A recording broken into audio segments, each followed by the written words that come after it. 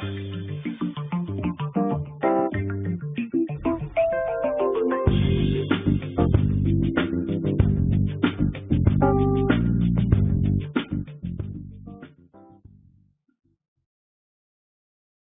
welcome everyone to the third video in our series of rook endings, beginner to master, brought to you by chess.com. This is Daniel Wrench speaking, and welcome. Today we are jumping right into a series of rook endings that can be pretty complicated and difficult to understand, I think, even for advanced players. I won't do much review about what the first two videos covered, and if you want to know about some of the basic rook ending positions, starting with the Lucena and bridge position onto the Philidor drawing methods, as well as king on short side, rook on long side, please check out those videos. So today we are looking at a frontal attack position here.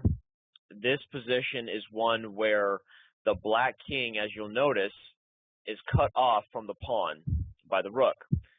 Now, this changes the situation vastly when you're talking about your drawing possibilities, because of the fact that if you remember the Lucena idea, the basic plan is that this king at some point will try to wander up with the pawn one step at a time, eventually achieving a position where this rook is forced to come behind and give checks because he can't wait in front.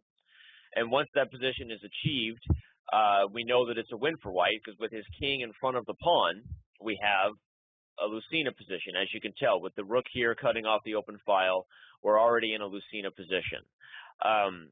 What this means is that when you're dealing with a frontal attack position and your king is already cut off from the pawn, unless you know the technical drawing idea, very difficult to figure out over the board for the first time. So let's get started. We're starting with white moving forward first, because it proves one of the first major points of a frontal attack, and that is that black is in sort of a semi-zugzwang here. If black could say pass, you'll notice that white would have a little bit of trouble moving forward. Can't push the pawn, and if he tries to bring the king forward, sorry, let's back up and move to show that if white were to try to move the king forward, black would come back to attack the pawn, check the king, and rinse and repeat the same process until white realizes that he can't make progress. Again, please note that bringing the rook behind the pawn would allow the king to come in front, which would lead to an easy draw as long as we understand the basic drawing methods like Philidor and those types of things. So we're not reviewing those today, but as long as you understand those basic concepts, you know that you should be able to draw if your king is able to get in front of the pawn. So let's back up again to the beginning here.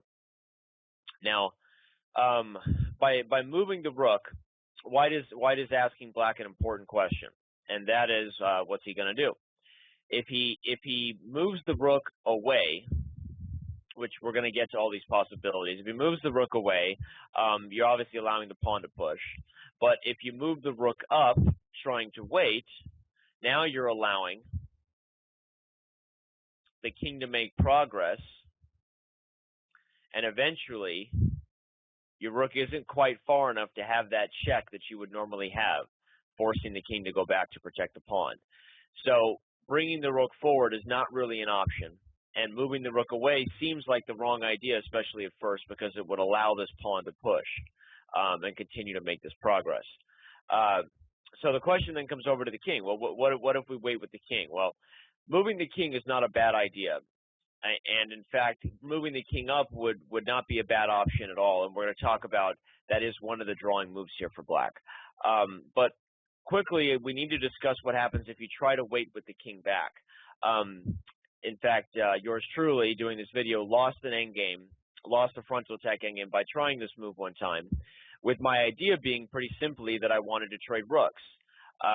Now, I had calculated that if I was able to trade rooks, let's say a waiting move continued here, or let's say he tried to come up and protect the pawn first, which seems like a logical thing to do now that this king is not here to attack the rook.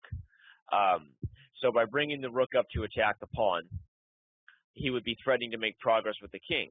Well, my idea there would be to offer the rook trade, and if this trade happened, with my knowledge of king and pawn endings, I would know that as long as the pawn has been advanced in front of the king, usually there's a way to maintain distant opposition by waiting. Young players would rush up here and give white the opposition, but as long as you have a good understanding of king and pawn endings, you know that a general rule is that if this pawn is in front of the king, usually you can make a waiting move, and now when he makes progress with the king, you grab the opposition, and we have an easy draw here, unable to win this. So, like I said, my idea was to make a move with the king in order to offer the rook trade and go to the drawn king and pawn ending. But very important and instructive for us to point out why this loses, and that is because of this move first. The king begins to make its progress, and either way, actually, the king can come up, eventually moving away to the A file, not to allow the check on the C file. And when black goes back to attack the pawn, rather than being forced to come back and protect, we now have the opportunity to bring the rook up, something that we wouldn't be able to do if this king was still on E6, which would be able to gain a tempo on the rook and either force us to move away to protect the pawn, which gives the king space, or it would force us to give a check. And as you can see here, once the king would move back, you would still have to deal with the problem of protecting the pawn. Let's see, that got a little bit crazy there. Let's review that idea because I do feel this is an important part of understanding the ideas. And again, what we're trying to show here is that waiting with the king, trying to exchange into the king and pawn ending is generally not a good idea because the king loses the ability to attack the rook. Without the ability to attack the rook, white will make progress with the king, eventually protecting the pawn with the rook, and maybe we didn't show fully why that wins, but let's do it one more time. Now that I've protected the pawn, my king will be able to continue to come forward and make progress and force black into a bad situation. So, of course, moving the king up to attack the rook doesn't quite work because I'll give check first, protect my rook, and then take yours. So let's back up again. We've reached a little bit of a conundrum. One of my favorite words from the last video, if you remember, is, again, here's the problem. Black is in a relative zugzwang here. Can't move the king backward, and by moving the rook away off the file, you allow the pawn to push, and by moving the rook on the file, you allow the king to come forward, as we mentioned at the beginning of the video. So, what do we do here? This would be a moment where I would recommend the viewer to pause the video and give yourself some chance to try to solve the answer for yourself. And as normally when I teach these endgames and when I solve them myself, one of the most useful habits you can get into is trying to force yourself into over-the-board situations, as we call them, trying to force yourselves to calculate and not just be spoon-fed the information, if you will. The more you can force yourself to calculate, you'll find that it sticks with your memory much better, even though it's kind of not what you want to do sitting there and just watching the video, I understand. But if you could pause the video and try to solve the position, that would be our recommendation. Okay, we're going to assume you paused the video and now you're back after 5 minutes. So here's the answer. The most accurate way to draw after white makes this move, forcing black into this semi-zugzwang, is to bring the rook over to the long side. Kind of funny that it's the same idea as the other drawing method, king on short side, rook on long side. Not quite the same here because the king is on the same side as the rook. However, bringing the rook far away from the king and the pawn is the most accurate idea here to avoid the king's ability to attack the rook. Now, what did we say the problem with this was? Well, isn't he just going to push? And if we were simply to come back and we didn't really have any idea behind this, then that would definitely be the case. The king's going to come forward, and now you've pretty much run out of room. Any sort of waiting move you try with the rook or the king is too late because when he comes forward, you're going to run out of space to attack the to attack the king and the pawn, and you're going to lose the endgame based on eventually achieving the bridge position. So, our idea behind bringing this rook over here was surprisingly to get even more aggressive with the rook. Bring it up and separate the king from the pawn. Now, if this move surprises you, to move the rook away from the queening square, the protection of the queening square, then the next move will definitely surprise you. Because when white continues to move forward, the drawing idea is to recognize not to fear the pawn. You move the king, in fact, waiting even further. The idea here is pretty simple. The further the pawn pushes from the king, the easier it is going to be to win. And the problem for white is that he cannot move the rook away from the file without letting the king in. So we have a basic problem of white either has a choice to push the pawn or to move the rook off the file to try to help the pawn push. Well, logical move here is to push the pawn. The rook now comes back, and no way to stop black from coming over to win the pawn. It should be noted that as much as this check seems scary, forcing your king to the 8th rank, again, there's no progress to be made here for white. Now pushing the pawn is not even an option, and black's simple threat is to come up and attack the pawn, force it to push, or to lose the pawn. So let's review this idea here. White tries to put black in a zugzwang, again pointing out that you can't wait on the file without allowing white to come forward and running out of space. And if you move away, seemingly you allow me to push. However, if you know the idea, which is this long side transfer of the rook to separate the king from the pawn, you will have prevented white from making the most clear progress, which is that he needs the king with the pawn. So as he continues to push, you laugh in the face of danger, move your king, and the pawn eventually strays a little bit too far from home, thus allowing you to return and win the pawn within a couple moves and reach the drawn king and pawn endgame. Okay, now the frontal attack is let's make this first move for white. So we're talking about the black side, the drawing side of the frontal attack here. The frontal attack is extremely practical, even more so than some of the basic Lucina and Philidor positions. That's partly for two reasons. One, the average, I think, 1600 and stronger player knows what those positions are. Maybe they don't always know the Lucina name or the bridge name, but if they're shown the position, generally the technique is something that they know. However, being in an endgame where you've come from a crazy position and all of a sudden you're in a situation where your opponent's got a pass pawn and your king is not always in the optimal situation.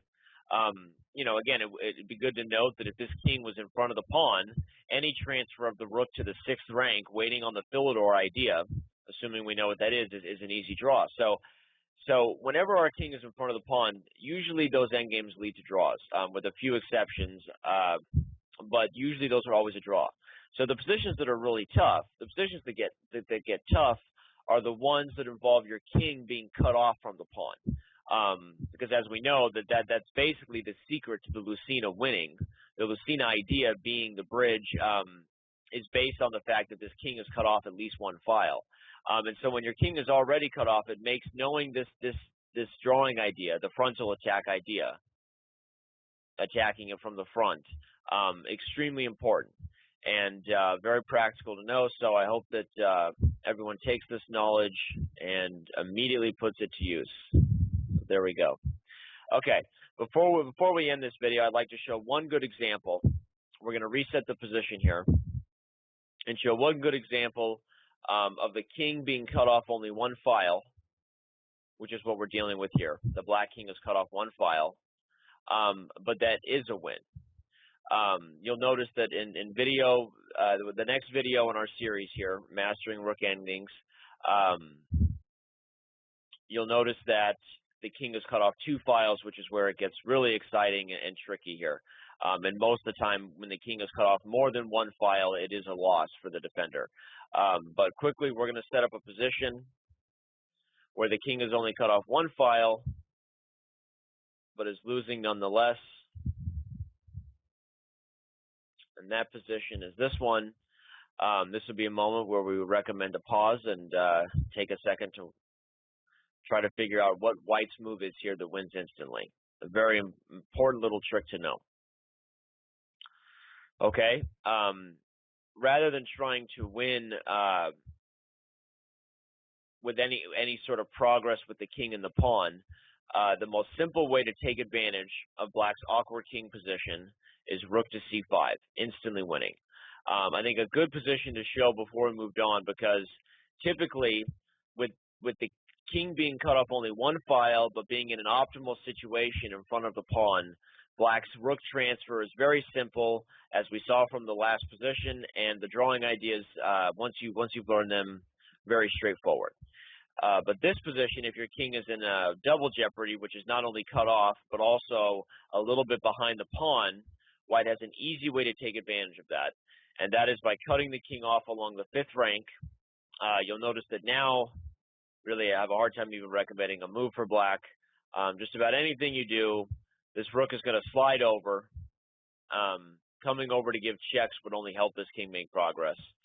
And black cannot prevent white from coming forward with the king, and rinse and repeat, come up with the king, push the pawn, game over. So having the king cut off one file, but also having the king behind the pawn or equal to the pawn is double jeopardy and should always be losing. Very instructive trick to remember, to cut the king off laterally and then push the pawn that way.